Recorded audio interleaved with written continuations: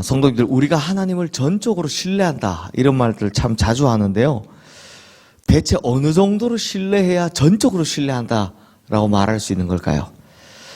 그런 의미에서 오늘 본문인 이 시편 66편의 저자는 그야말로 하나님을 전적으로 신뢰하는 사람입니다.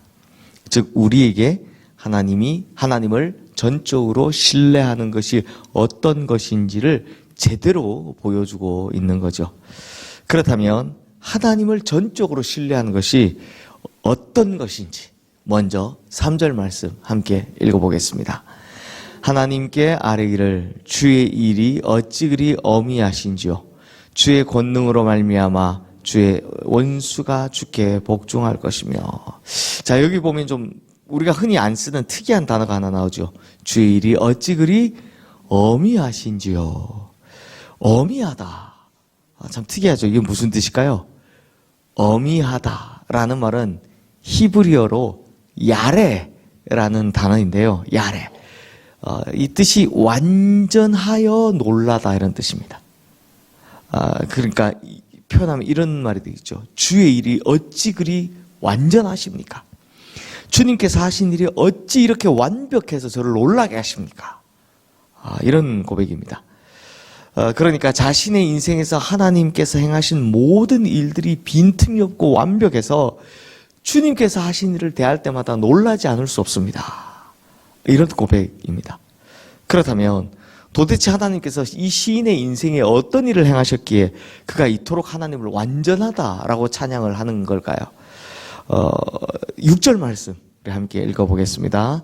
하나님이 바다를 변하여 육지가 되게 하셨으므로 무리가 걸어서 강을 건너고 우리가 거기서 주로 말미암아 기뻐하였도다. 자, 하나님께서는 이 시인의 인생에 바다같이 답답한 상황이 있으면 그것이 변해서 육지가 되게 하셨고, 또 자신을 딱 가로막고 있던 강 같은 이런 어려운 상황이 오면 그걸 마치 딱 갈라서 육지가 되게 하셨다라는 겁니다. 그래서 건너게 하셨다는 거죠.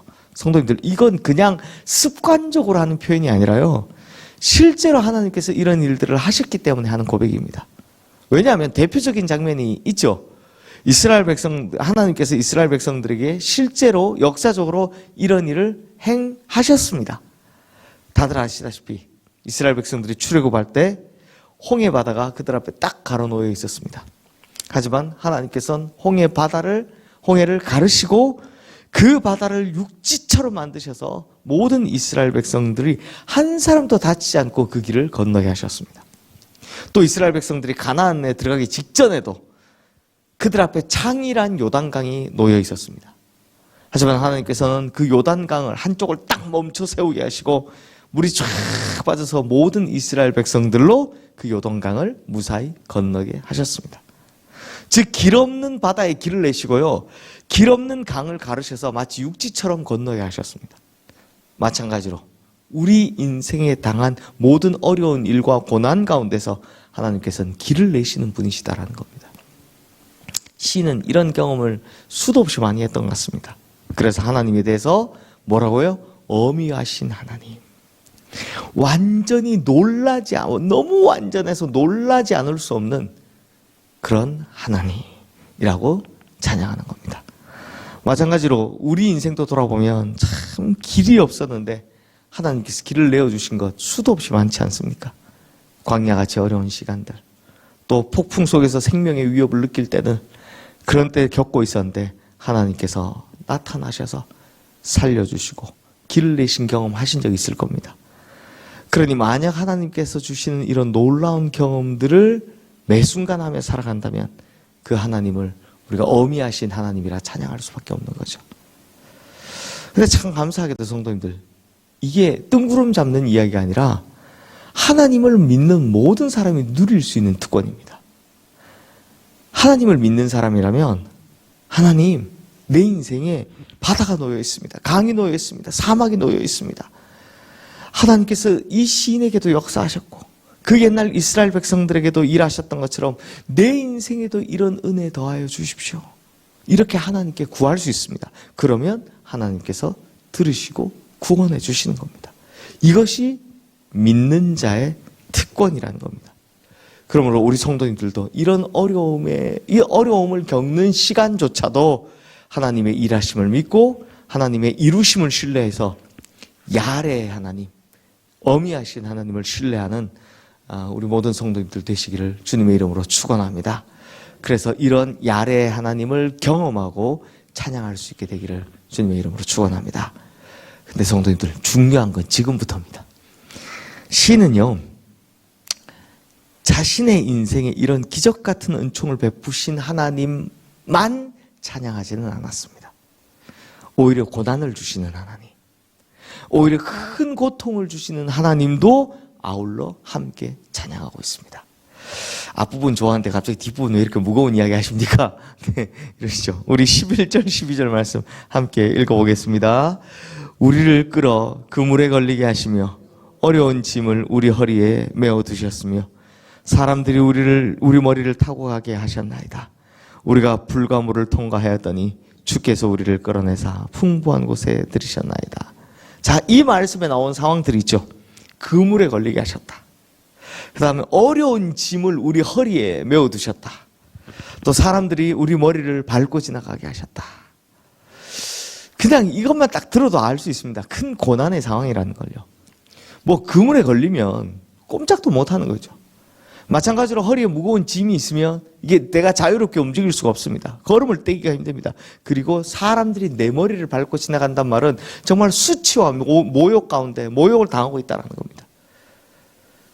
하지만 보십시오. 시인은 이런 고난과 어려움을 주신 하나님을 오히려 찬양하고 있습니다. 어떻게 이런 찬양이 가능했을까? 그 비결이 먼저 10절 말씀에 있습니다. 10절 말씀도 우리 함께 읽어볼까요? 하나님이여 주께서 우리를 시험하시되 우리를 단련하기를 은을 단련함 같이 하셨으며. 자, 이걸 어떻게 이렇게 이 상황 속에서 하나님을 찬양할 수 있었냐? 시인은 이걸 뭐라고 봤기 때문입니까? 하나님께서 자신을 연단하시는 완벽한 시간으로 본 겁니다. 이것 또한 야레의 하나님인 겁니다. 그래서 앞서 본 12절 말씀 마지막에 뭐라고 고백했습니까? 우리가 물과 불을 통과했더니 결론이 뭡니까? 주께서 우리를 끌어내사 풍부한 곳에 들이셨나이다 입니다. 야, 뒷부분 들으니까 갑자기 안심이 확 되죠. 주께서 우리를 끌어내사 풍부한 곳에 들이셨나이다. 그러므로 성도님들, 참된 신앙인은 이렇게 하나님을 전적으로 신뢰하는 사람입니다.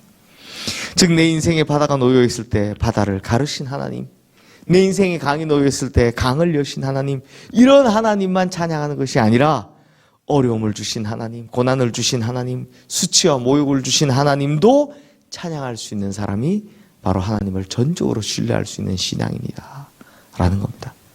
그렇다면 성도님들, 어떻게 이런 어려움과 고난 중에 찬양할 수 있단 말입니까? 시인이 말한 이유도 바로 이겁니다. 이런 고난도 나에게 필요하니까, 나를 은같이 단련하시고자 하니까 하나님께서 나에게 주신 거고, 이런 어려움도 나를 연단시키고 단련시키셔서 하나님의 꼭 맞는, 하나님 손에 꼭 맞는 사람으로 빚어가기 위한 하나님의 손길이니까 하나님을 찬양할 수 있다라는 겁니다. 이것이 바로 전적으로 하나님을 신뢰하는 것이고, 이렇게 하나님을 전적으로 신뢰하는 자가 그 어떤 순간에도 하나님을 경배하고 찬양할 수 있게 되더라라는 겁니다. 그러므로 성도님들, 좋은 일만 찬양하고 고난은 원망하고 불평하면 그건 올바른 성도라고 할 수 없습니다. 우리가 그토록 출애굽기 보면서 아유 쟤들 왜 저래 하는 그 사람들이나 그 이스라엘 백성들이나 우리나 똑같다라는 겁니다. 이렇게 하면 하나님께서 기뻐하시는 올바른 믿음의 사람은 기쁜 일도 슬픈 일도 평범한 일상 가운데 혹은 잘 되는 가운데 그리고 또 혹은 고난 가운데서도 언제든 항상 하나님을 찬양하는 진정한 믿음의 백성들인 겁니다. 그러므로 그리고 우리가 이런 고난의 시간을 걸을 때 이런 전적인 믿음이 얼마나 중요한지 우리 저 뒤에 나온 18절 말씀이 있는데요. 우리 함께 읽어보겠습니다. 내가 나의 마음에 죄악을 품었더라면 주께서 듣지 아니하시리라.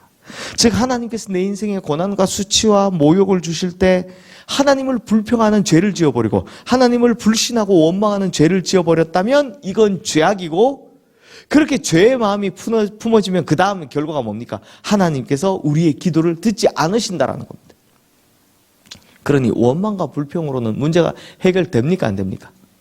자, 성도님들, 이게 왜 중요하냐면 원망하고 불평, 이게 하나님한테요, 물론 이 시인들, 시편의 시인들도 보면 따지기도 합니다. 근데 이게 원망이 마음이 되고 불평이 마음이 되어버리면 그게 죄가 되고, 죄가 되면 우리의 기도가 하나님 귀에 들리지 않는다는 겁니다. 그냥 죄 짓지 말고 하나님 앞에 있는 그대로 이야기하는 건 괜찮습니다. 그러나 이런 신뢰를 버리지 말라는 겁니다. 그러면 하나님께서 들으시고 응답해 주신다는 겁니다. 그러므로 성도님들, 우리 성도님들도 하나님을 전적으로 신뢰하는 믿음의 사람이 되셔서요, 오늘 이 시편 66편을 지은 시인처럼 이런 놀라운 찬양이 우리 성도님들의 입술에도 있게 되기를 주님의 이름으로 축원합니다. 그래야 할 때 하나님께서 우리 인생 가운데 찾아온 물의 고난, 불의 고난 속에서 끌어내셔서 우리를 약속하신 대로 풍요로운 땅으로 인도해 주실 줄로 믿습니다. 이 시간 오늘 주신 말씀 기억하며 우리 함께 기도하겠습니다.